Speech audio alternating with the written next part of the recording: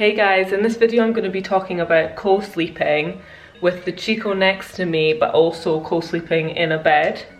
So I've been co-sleeping with Maya now for 7 months, but she's been using the Chicco next to me. When I say she's been using the Chicco next to me, I mean, oh hello.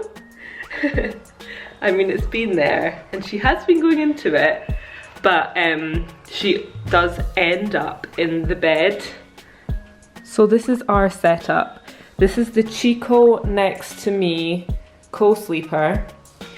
And I do think it's really, really good. Maya's just turned 7 months and she does still fit in it. So she does just still fit in it. Although I'm not really sure how much more use we're gonna get. That's why I'm doing this now, because I do think that I will be moving on to a cot now. And I will keep it beside my bed because I just think they're way too young to be in a room on their own. Everybody's different. Some people believe that they can be in a room on their own, but for me, this is her favourite thing to do in it, by the way. Even at night time, she tries to get that one. She tries to get the other one. So she has fun. As you can see, it's flush, pretty much flush next to the bed. This part does come down, like, because she pushes. When she sleeps, she goes right to the edge of it, so she's as close to me as possible. So she's practically right against this. And the only thing I would say is, like, this zip, I always get quite concerned about, in case it goes like that and then like goes into her eye. And I have tried to move it round, but it's a bit of a design flaw in my eyes. So you can choose what height you want it to be at in accordance to your bed. You can also tie it to the bed, which you are meant to do, and which we did do, but it doesn't move, so we haven't actually done it this time since we've moved the bed. It's also got wheels. I'm not really sure what they're for. I'm guessing it's for, this can be used as a travel cot as well, which I think is really good. There's Maya trying to escape. I chose this colour because grey is my absolute favourite colour. So I've never actually used this feature, but I think it would be good if you want to use it for daytime naps. You just clip this in and then you zip up the side and round, and then it's a bit like just a normal sort of crib. I think it's quite easy once you... If you were lying here, you could see each other. Hey! Which I think is really great, actually. If your baby's sleeping through the night, it's probably perfect.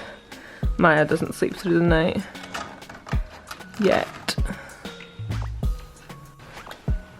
It's also really, really easy to pack away, and it comes with a sort of carry bag, and it can be used as a carry cot when you're going on holiday or even just going to the parents for a night or a weekend. So this is the sheet that I use for it. It's 100% organic cotton and it's from John Lewis, and they fit perfectly. So I think I just got about 4 of them, just in case, you know, a couple are in the wash or something like that. So I chose to go for this co-sleeper because I co-slept with my son Oscar until he was 2 years old, but he just slept in the bed with me. I actually really enjoyed it. It was really easy for me. When I was breastfeeding, I would just roll over and then he would just, like, you know, suck. And it was just so convenient. Like, I couldn't think about having to get up, move, get him up, you know, out of a cot or something like that. That idea just didn't work for me, and it just meant that I could get more sleep. And with her, with this Chicco next to me, I put her in there and I actually just feed her over the side. So when the flap's down,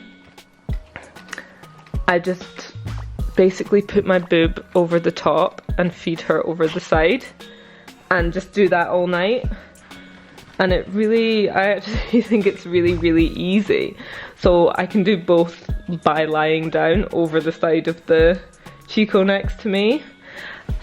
I'm not too sure if that's really what you're meant to do, but that's what I do. Works for me, means I don't have to get up and lose any more sleep than I already am losing.